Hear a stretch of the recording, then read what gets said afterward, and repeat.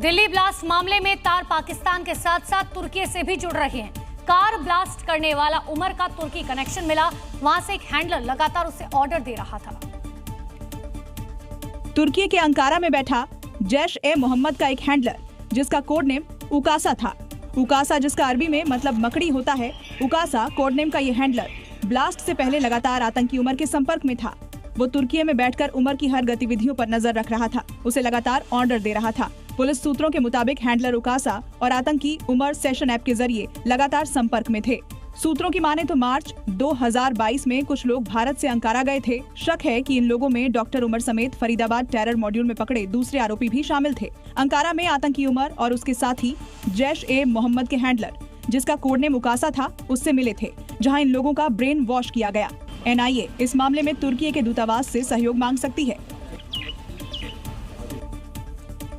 सुरक्षा एजेंसियों के हाथ डॉक्टर उमर और डॉक्टर मुजम्मिल की डायरी और एक नोटबुक मिली, जिससे अब दिल्ली धमाकों के कई सवालों के जवाब मिलने की संभावना है। साथ ही डायरी से आतंकी कनेक्शन का पर्दाफाश होगा। दावा किया जा रहा है कि जांच एजेंसियों के हाथ डॉक्टर उमर और डॉक्टर मुजम्मिल की डायरी लगी है, जिससे कई अनसुलझे सवालों का क्लू मिलने की संभावना है। ये डायरी अल फलाह यूनिवर्सिटी के कैंपस के अंदर डॉक्टर उमर के रूम नंबर 4 और मुजम्मिल के रूम नंबर 13 से मिली है। इसके अलावा पुलिस को एक डायरी मुजम्मिल के उस कमरे से भी मिली है, जहां से पुलिस ने धौज में 360 किलो विस्फोटक बरामद किया था, और ये अल फलाह यूनिवर्सिटी से महज 300 मीटर की दूरी पर है। डायरी और नेटबुक में कोड वर्ड्स का इस्तेमाल किया गया है, जिनका रेफरेंस 8 से 12 नवंबर के तौर पर भी आ रहा है। सूत्रों की माने तो डायरी के अंदर ऑपरेशन शब्द का कई बार इस्तेमाल किया गया है। दिल्ली में हुए आतंकी हमले का एक नया वीडियो आया। वीडियो में साफ नजर आ रहा है, अचानक जोरदार धमाका होता है, भारी आंखें लपटी उठती हैं और आसपास की गाड़ियों के परखच्चे उड़ जाते हैं। सीसीटीवी फुटेज में साफ देखा जा सकता है किस तरह से भीड़भाड़ वाले इलाके से महज 11 सेकंड के अंदर ही खौफनाक ब्लास्ट का ये वीडियो सामने आता है। जिस वक्त धमाका हुआ उस वक्त सड़क पर वाहनों की भरमार थी। सभी गाड़ियां रेड लाइट होते ही रुकने ही वाली थी कि तभी जोरदार ब्लास्ट हुआ। धमाका इतना जोरदार था कि वाहनों के परखच्चे कई फीट ऊंचे हवा में उड़कर नीचे गिर गए। घटना सोमवार शाम 6:51 की है। एक चलती I-20 कार में जोरदार विस्फोट हुआ, जिसके बाद आसपास खड़ी कई गाड़ियां आग की चपेट में आ गई। शुरुआती जांच में सामने आया है कि विस्फोट में अमोनियम नाइट्रेट और डेटोनेटर का इस्तेमाल हुआ है। सूत्रों के मुताबिक कार चला रहा संदिग्ध पुलवामा का डॉक्टर उमर मोहम्मद था, जिसका फरीदाबाद के आतंकी मॉड्यूल से लिंक बताया जा रहा है। आतंकी हमले के बाद दिल्ली NCR समेत कई राज्यों में हाई अलर्ट है। दिल्ली में आतंकी हमले के बाद जम्मू कश्मीर में पुलिस की रेड जारी है। सिम कार्ड विक्रेताओं की जांच की गई है।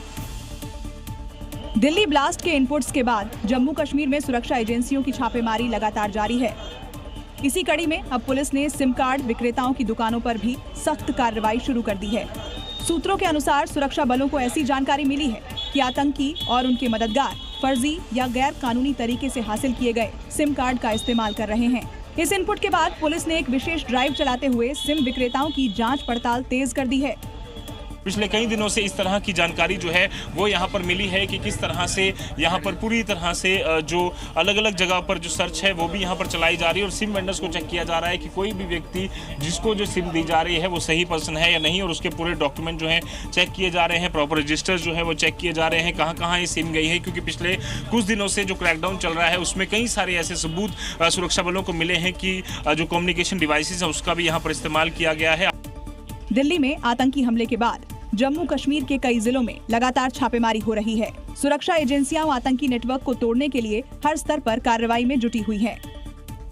दिल्ली ब्लास्ट से जुड़ी बड़ी खबर आपको बता दें, सुरक्षा एजेंसियों को छिपे बारूद की तलाश जारी है। सूत्रों के मुताबिक एक खबर है कि 300 किलो अमोनियम नाइट्रेट अब भी गायब है।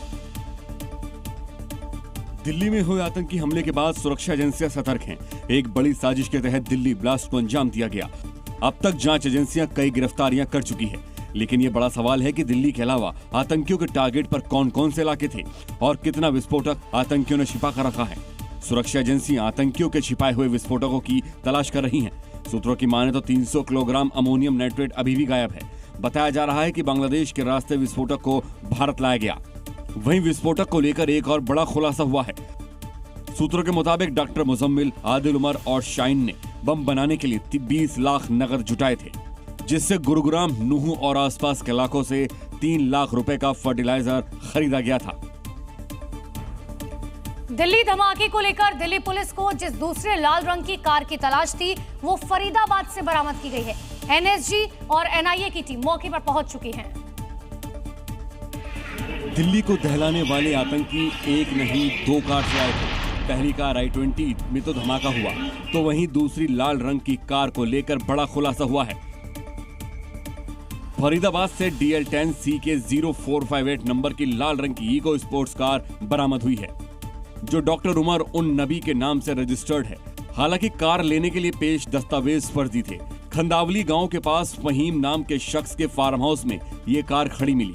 मौके पर पहुंची पुलिस और एनएसजी की टीम ने आसपास के 10 घर खाली कराए गए और विस्फोटक के साथ कार को जब्त किया। खंडावली गांव में लाल रंग की कार मिलने के बाद से हड़कंप मचा हुआ है। एनएसजी और एनआईए की टीम मौके पर मौजूद है। हम इस समय खंदावली गांव में हैं और खंदावली गांव में ही लाल रंग की इको स्पोर्ट मिली थी, जिसके बाद से यहां पर एनएसजी और एनआईए की टीम पहुंची हुई थी और यहां पर जांच चल रहा है। और अभी भी इस समय यहां पर टीम मौजूद है और लगातार यहां पर पैरामिलिट्री फोर्सेस के जवानों को भी तैनात कर दिया गया है। किसी को भी वहां पर जाने आने की अनुमति नहीं है। यहाँ तक कि जो गाँव के लोग हैं उनको भी अंदर जाने की अनुमति नहीं है, अपने घरों के आसपास में जाने की अनुमति नहीं है। पूरे इलाके को छावनी में तब्दील कर दिया गया है। पैरामिलिट्री फोर्स के जवानों को भी तैनात किया गया है। गांव वालों को भी वहां से दूर हटा दिया गया है।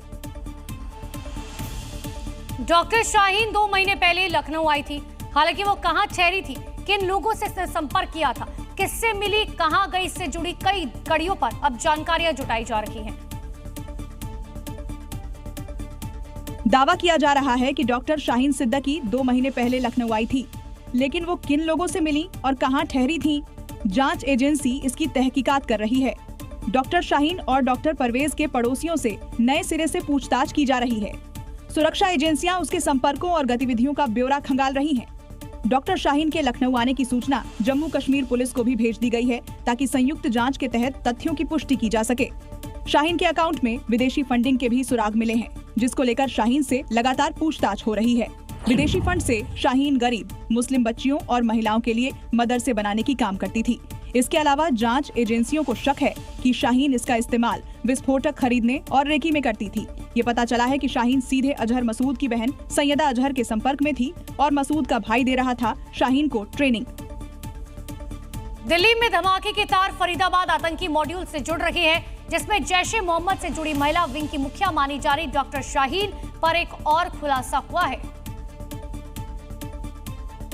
आतंकी शाहीन पर बड़ा खुलासा हुआ है। डॉक्टर शाहीन जैश-ए मोहम्मद की टॉप कमांडर है। शाहीन पर ये सबसे बड़ा खुलासा है।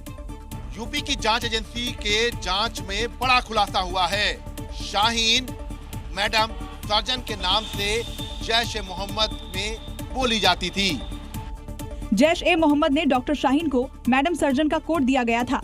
शाहीन से इस ऑपरेशन में जुड़े सभी साथी और जैश-ए मोहम्मद से जुड़े आतंकी मैडम सर्जन कहकर बुलाते थे।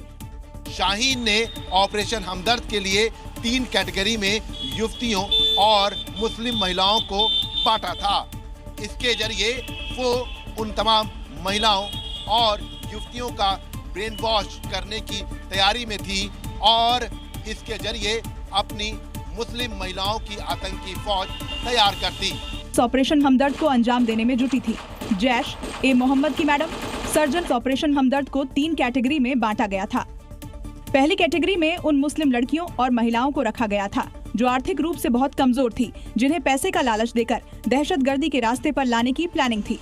दूसरी कैटेगरी में उन मुस्लिम लड़कियों और महिलाओं को रखा गया था जो आमतौर पर बुर्का नहीं पहनती थी। और तीसरी कैटेगरी में उन मुस्लिम लड़कियों और महिलाओं को रखा जाना था जो विचारों से कट्टरपंथी थी और आराम से जिहाद के रास्ते पर आ जाती। दिल्ली ब्लास्ट की परतें जैसे जैसे खुलती जा रही हैं, उसमें आतंकियों के बड़े नेटवर्क और खौफनाक प्लान का खुलासा हुआ। आतंकियों के निशाने पर यूपी भी था।